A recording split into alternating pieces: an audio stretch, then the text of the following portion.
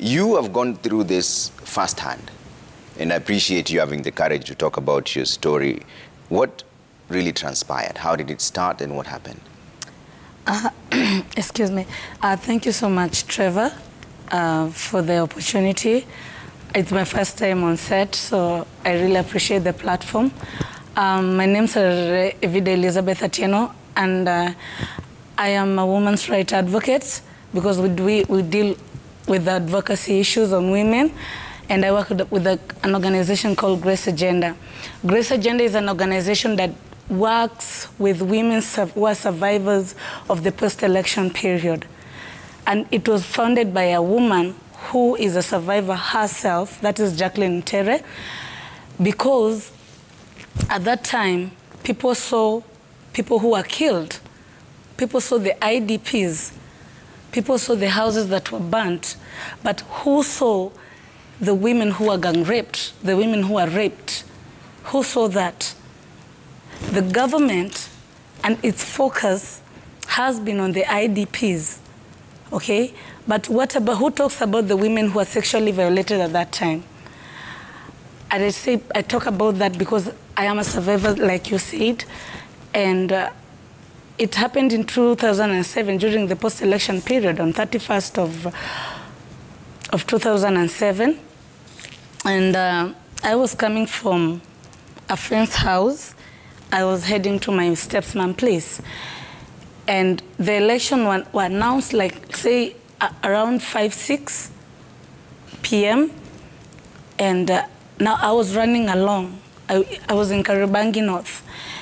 And on the way, on a certain bridge, there is a river, I met with this gang of men, you know, and they greeted me at first like about a black beauty, and I was really scared to an extent that I thought I answered back, and I did not. And they spoke to me in a language that I didn't understand and I could not reply to. Trevor, what really hurts me so much is that at that time, I was not a voter. I was only 16. But I had to pay a price because of my tribe, because I was coming from the opposite tribe, if you allow me to say so.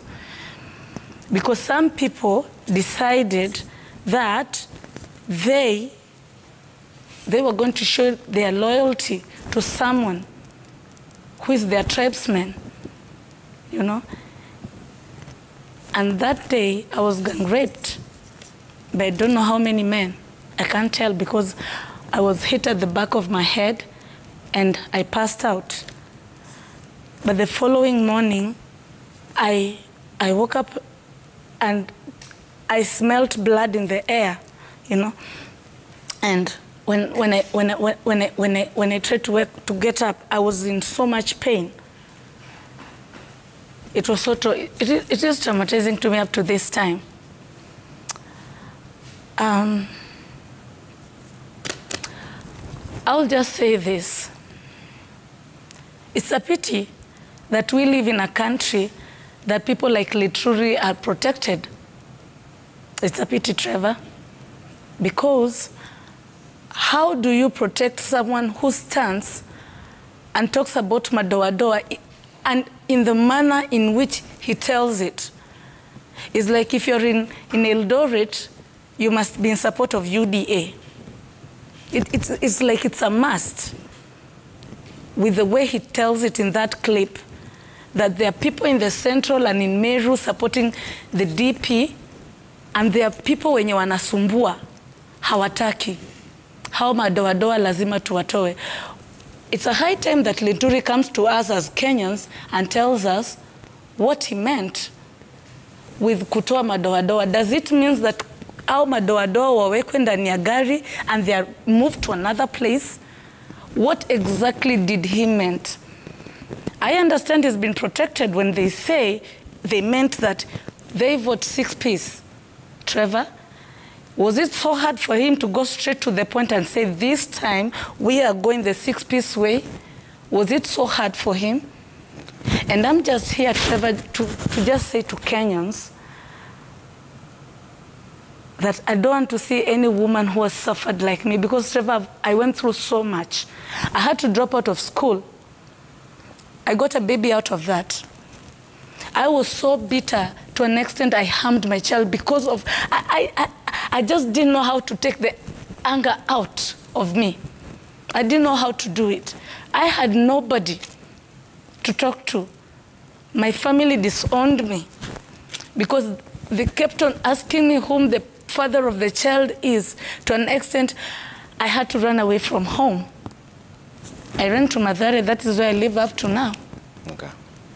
And I thank God that one day I met with this woman, Jacqueline, the founder of Grace Agenda. Yeah. And from there, I have been given platform after platform, and I have been trained on transitional justice, whereby we engage the government. Yeah. Because, Trevor, there are a lot of women who have gone through. I know 80 women that we work with.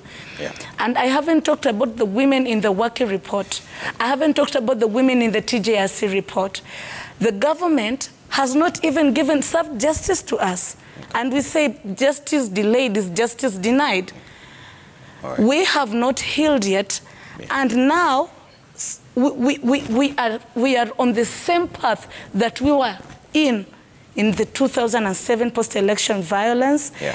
And Trevor, I just want to say it here, the Jubilee government has failed to reparate survivors of sexual violence. Okay.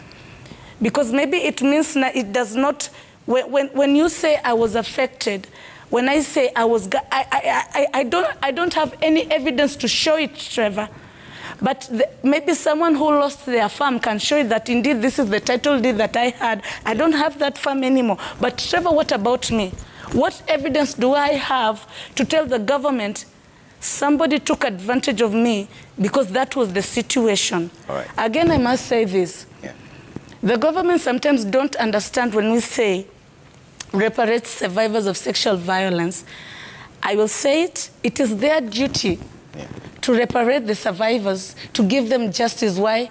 Because that day they failed to protect the women. Okay. And I'm just speaking to Kenyans that before you take action too far, because of a leader that you are in support of, think of women like me. Okay. There are so many out there. There are so many who have children. So many families were broken. Yeah. Some were infected with HIV, Trevor. Yeah. And I don't think that is the way that we want to go.